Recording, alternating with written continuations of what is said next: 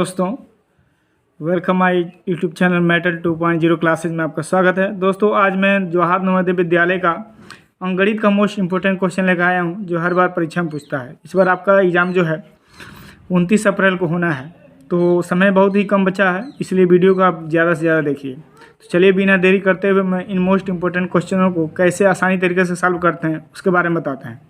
प्रश्नों को पढ़ लेते हैं। कह रहे अंकों 5, 1, 6 में से किन्हीं दो अंकों का दो बार प्रयोग मिलाकर बनने वाली 5 अंकों की छोटी से छोटी संख्या कौन सी है। तो कह रहा है किन्हीं भी दो, देखिए 3 ही अंक दिया है, इसमें 5 अंकों का बनाना है। तो इसमें से किन्हीं दो अंकों का प्रयोग करके क्या बनाना है, छोटी से छोटी। अगर बड़ी से बड़ी दिया होता तो हम क्या करते, बड़ी से बड़ी संख्या का प्रयोग करते। तो इन दोनों अंक, तीनों अंकों में सबसे छोटी संख्या कौन सी है, तो 1 और 5। तो इन दोनों में सबसे छोटी संख्या कौन है, 1 है। तो 1 का 2 बार प्रयोग करेंगे, कितने बार प्रयोग करेंगे, 2 बार। 1 का 2 बार प्रयोग करेंगे और 5 का भी 2 बार प्रयोग करेंगे। उसके बाद 6 का 1 बार प्रयोग करेंगे, क्योंकि हमको 5 ही अंक चाहिए। 1, 2, 3, 4, 5 बन गया। तो इसमें ऑप्शन में कहाँ है, तो ऑप्शन में यहाँ है। तो ये ऑप्शन आपका सही हो जाएगा। अगली संख्या, और इसको देखिए, कह रहा है कि संख्याओं 14 और 28 का महत्तम समापवर्तक HCF 14 है। इसका लघुत्तम समापवर्तक क्या होगा, LCM क्या होगा। तो LCM बराबर क्या होता है, देखिए LCM पूछे तो LCM का सूत्र होता है LCM बराबर, है ना, दो संख्याओं का गुणनफल, दोनों संख्याओं का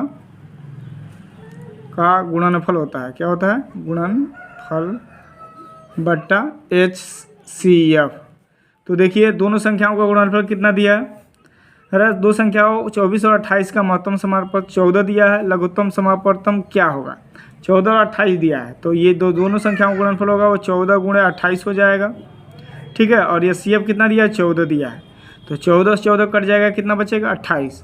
तो ये आपका ऑप्शन में, पहले ही ऑप्शन में ये आपका सही हो जाएगा। अगले प्रश्न की तरफ बढ़ रहे हैं। देखिए ये बहुत भुलियाऊ टाइप का सवाल है, मतलब बच्चों को डिसगाइड करने के लिए होता है। बच्चे चक्रिया कर इसको गलती कर देते हैं, तो ऐसा नहीं करना। देखिए पहले सवाल को ध्यान से देखेंगे।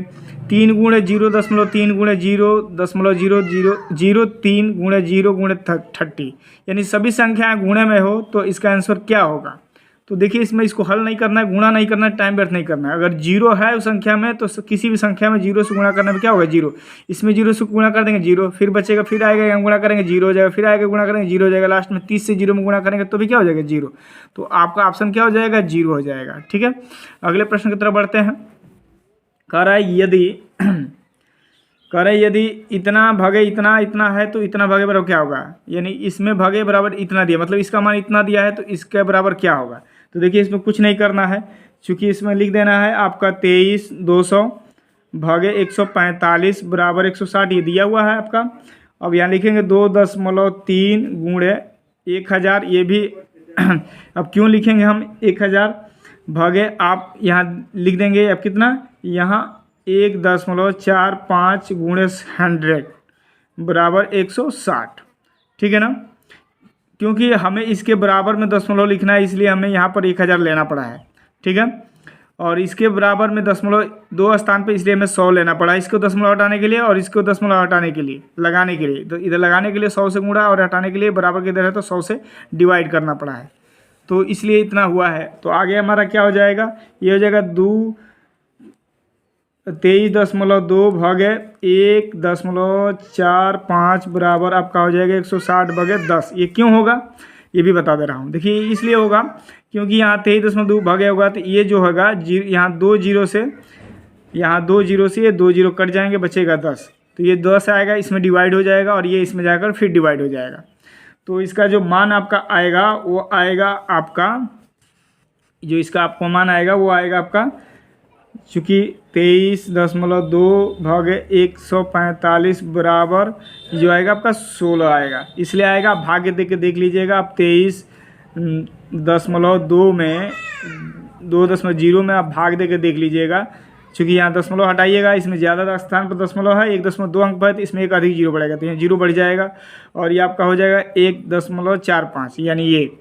तो इसमें जब भाग दे दीजिएगा तो पहले बार में जाएगा, तो ये आपका आएगा 145 और यहाँ मिलेगा आपका 87, यहाँ 0 उतर जाएगा और ये आपका जाएगा 6 बार में, 6 × 35 के 0, 6 × 24 3 27 हासिल 2 और 6 × 6 2 8 कट गया। तो आंसर कितना मिला, 16। ऑप्शन में 16 दूसरे नंबर पर ये से हो जाएगा। अब बढ़ते हैं अपने अगले प्रश्न की तरफ। देखिए आगे क्या कर रहा है अगला प्रश्न हमारा।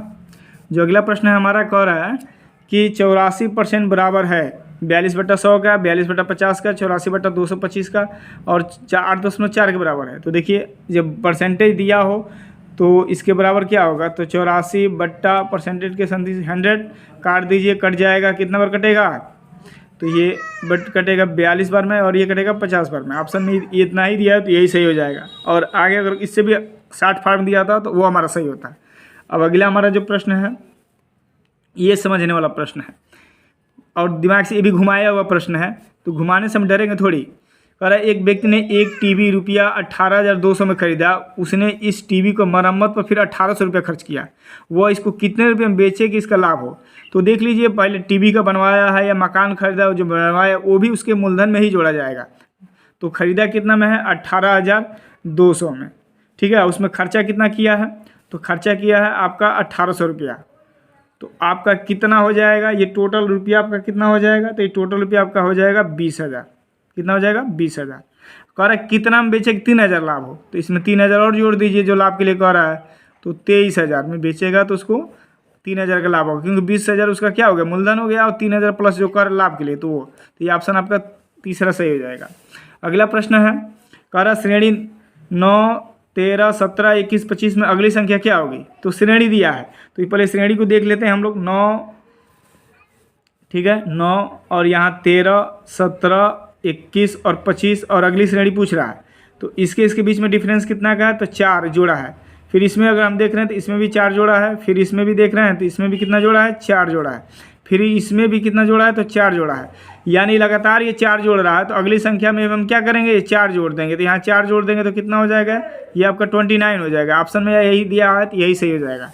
अब अगला और आखिरी प्रश्न है आज के लिए, कह रहा है निम्नलिखित में से किस अभाज्य संख्याओं के बीच में केवल एक ही अभाज्य संख्या है। अभाज्य मतलब वो संख्या है जो स्वयं अपने आप से कटे नहीं तो एक से कटे। किससे कटे, एक से कटे नहीं तो अपने आप से कटे। तो 40 और 50 के बीच में अभाज्य संख्या कौन है, तो 40 और 50 के बीच में अगर संख्या देखा जाए तो 41 भी ऐसी संख्या जो नहीं कटेगी, 43 नहीं कटेगा और 47, 3 संख्याएं। हमको एक ही संख्या चाहिए, कितनी संख्या चाहिए, एक ही, तो ये भी नहीं कटेगा। अगला देखते हैं 60 और 67 के बीच में, तो 60 और 67 के बीच में 61 है और 67 है 70 के बीच में, तो ये 2 संख्याएं, हमको एक संख्या चाहिए, तो ये भी नहीं होगा। 80 और 90 के बीच में, तो इसमें 80 के बाद 83 आता है जो नहीं करता है और 89 है जो नहीं करता है, इसमें भी 2 संख्या है। 90 और 100 के बीच में यानी 3 नहीं हो तो चौथा तो ऐसे ही सही हो जाएगा। तो इसमें हमारा क्या हो जाएगा, इसमें केवल हमको देख लीजिएगा बाकी 97 ऐसी संख्या है जो किसी संख्या से नहीं कटेगी। तो 90 और 100 के बीच में ही ऐसी संख्या है जो नहीं कटेगी, तो यही ऑप्शन आपका क्या होगा, सही हो जाएगा। तो मैं उम्मीद करता हूँ कि आपको ये वीडियो समझ में आएगा। अगर समझ में आया है तो मेरे चैनल को लाइक और सब्सक्राइब करिए। थैंक यू, जय हिंद।